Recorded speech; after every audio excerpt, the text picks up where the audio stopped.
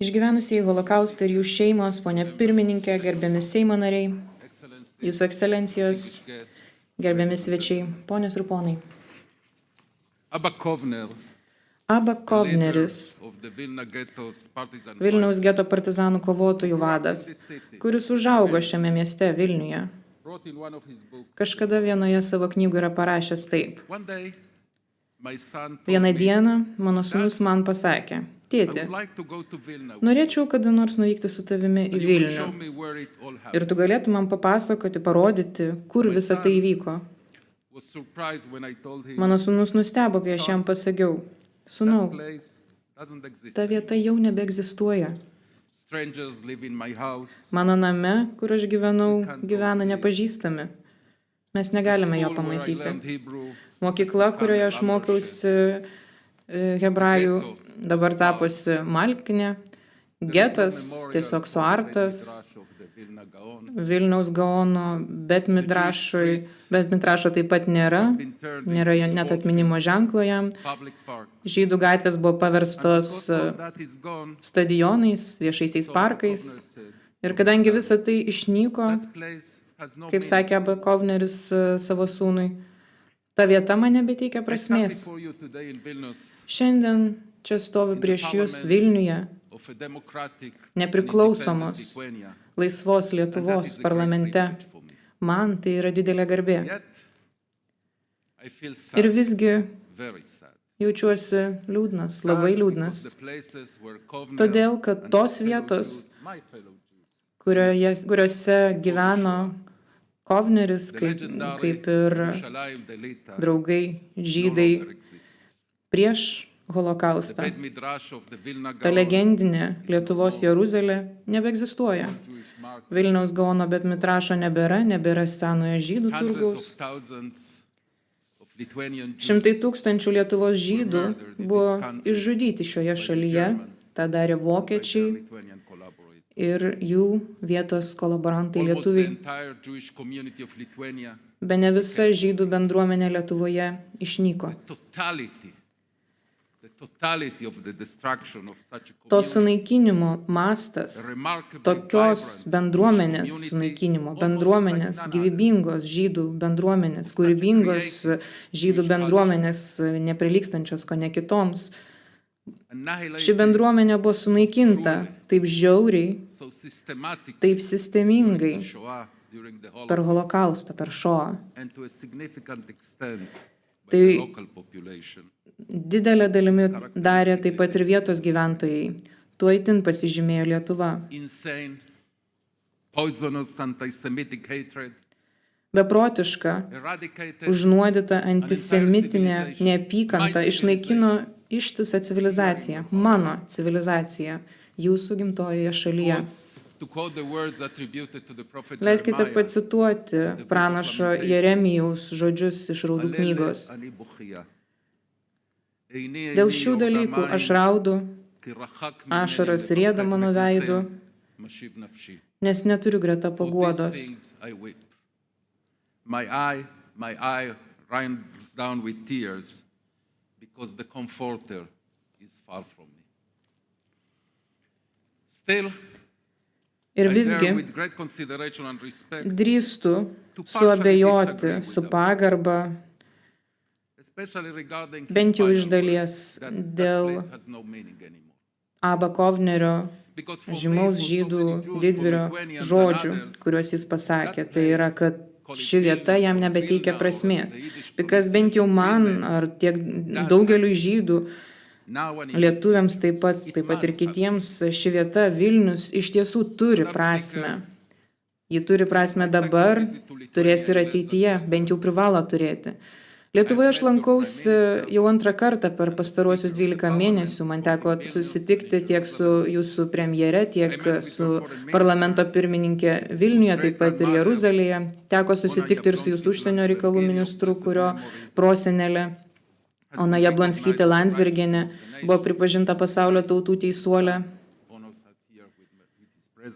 O šiandien mus taip pat ir jos sūnus pagerbė mus, būdamas čia šiame minėjime. Šiandien turiu vilties, jog atsiranda supratimas dėl dalykų, kurie susiję su holokausto atminimo įamžinimu Lietuvoje, imamas rimtų veiksmų, tačiau vis dar reikia daug ką nuveikti. Tačiau tai, kas yra daroma dabartinės Lietuvos vadovybės, taip pat ir parlamento, man suteikia vilties. Mums suteikia vilties ir laipsniška, bet esminė pažanga, kuri yra daroma per pastaruosius metus Lietuvoje, apimant įvairias svarbes iniciatyvas, siekiant paminėti holokaustą ir išsaugoti žydų paveldą kartu su Yad Vashem pastangomis. Tačiau dėja dar nepakankamai pažangos buvo pasiekta. Nors požiūriai, kurie yra taikomi, politikos, kurios įgyvendinamos, tą daro Lietuvos vadovybė, taip pat Lietuvos parlamentas priimdamas rezoliucijas.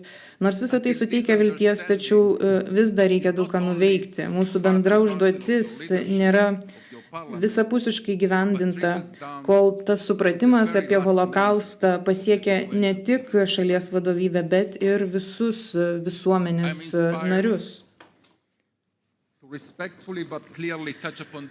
Mane taip pat įkvėpia galimybė pagarbiai, bet aiškiai paminėti šią jautrią temą, prisimenant ir mano pirmtako pavyzdį. Tai yra amžinatilsį Icaką Rudnickį Aradą, kuris taip pat dar buvo žinomas Tolka. Tai jos slapyvardis, kuomet jis veikia kaip partizanas. Jis gimė Švenčionyse, kovojo miškuose prieš nacius ir jų kolaborantus, buvo infiltravęsis net Vilniaus gete. Daktaras Aratas tapo labai žymiu holokausto istoriku, daug prisidėjo prie jo tyrimų ir atminimo įamžinimo. Tolka mirė 2021 gegužę, prieš man tampant Yad Vashem direktorių valdybos pirmininku.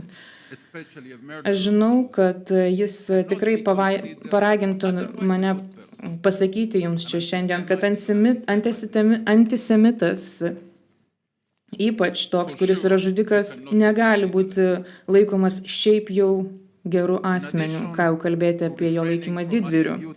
Reikia vengti suteikti garbės tokiems skerdikams. Tačiau Lietuva taip pat turi nuolat pripažinti, kad dauguma Lietuvos žydų buvo išžudyti holokausto metu, taip pat ir Lietuvos bendrapiliečių rankomis. Ir kad lietuviai taip pat dalyvavo žydų naikinime kaimyninėse šalyse. Tokį pripažinimą mes esame skolingi žydų aukoms. Bet taip pat mes tą esame įsipareigoję padaryti ir dabartinėms ir būsimoms lietuvių kartoms. Užuomaršumas yra blogas pavyzdys, kai kalbame apie mokymąsi, jaunuolių mokymąsi. Turėtume netoleruoti antisemitizmo taip pat ir šiuose rūmuose. Tokia nulinė tolerancija turi būti taikoma taip pat ir karo nusikaltėlių šlovinimui, nusikaltėlių, kurie yra susiję su žydų žudynėmis. Tokios pavardės kaip Noreika, Škirpa, Krikštaponis nesuteikia garbės jūsų tautai. Taip pat nepadeda laikytis ir tarptautinių standartų susijusių su atminimo, tinkamo atminimo įamžinimu.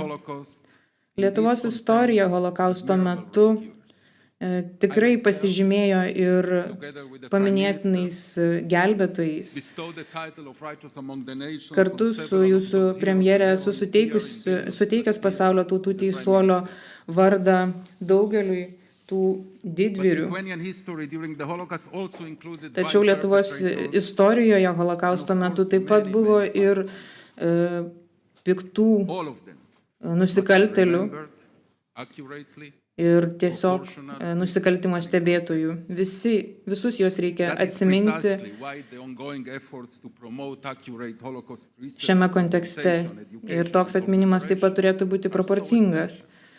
Todėl būtina tęsti mūsų pastangas siekiant skatinti tikslų, teisingą holokausto tyrinėjimą, švietimą šią temą, jo įamžinimą. Tai yra būtina ir tą turime daryti kartu ir su jūsų visuomenė ir tai turi būti daroma visapusiškai.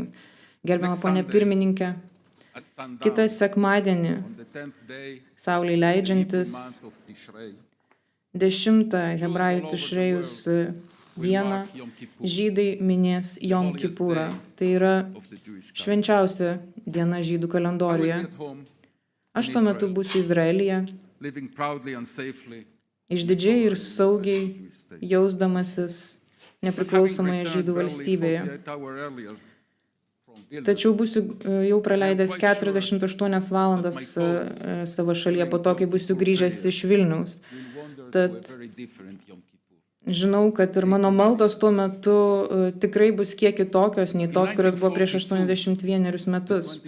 1942 rugsėjo 21 taip pat buvo minimas Jom Kipuras.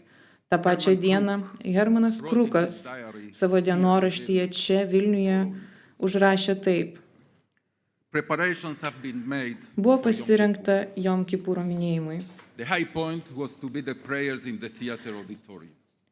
Svarbiausia buvo maldos teatro auditorijoje.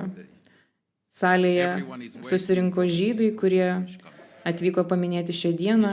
Visi laukia, kol atvyks ir žydų tarybos pirmininkas. Galiausiai atvyksta ir jis ir trumpai pasimeldžia. Tuomet prasideda didžiulė rauda. Tai yra vėjas iš panerių atpūtęs mirties dvelksmą.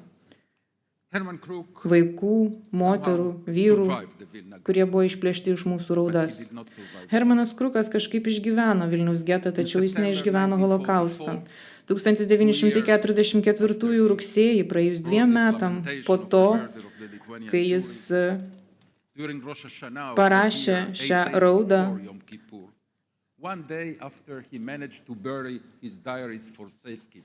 jisai sugebėjo paslėpti savo dienoraščius ir likus vienai dienai prieš išlaisvinimą Hermaną Kruką nužudė naciai koncentracijos stovykloje Estijoje. Kartu su kitais kaliniais jis buvo priverstas tempti rąstus į krūvą, išskleisti juos į eilę. Galiausiai buvo priverstas atsigulti greta jų nuogas, kuris buvo nužudytas. Kūnai buvo užkasti masinėje kapavietėje. Pabaigai norėčiau tarti žydų maldos žodžius apie tuos, kurie žuvo. Gailestingasis Dieve, suteik ramybės sparnus jiems visiems,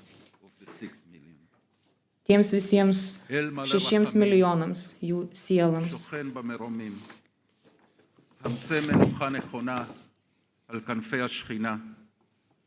במעלות קדושים וטהורים, כזוהר הרקיע מזהירים את נשמת 6 מיליונים. Thank you so much. Dėkoju. Thank you.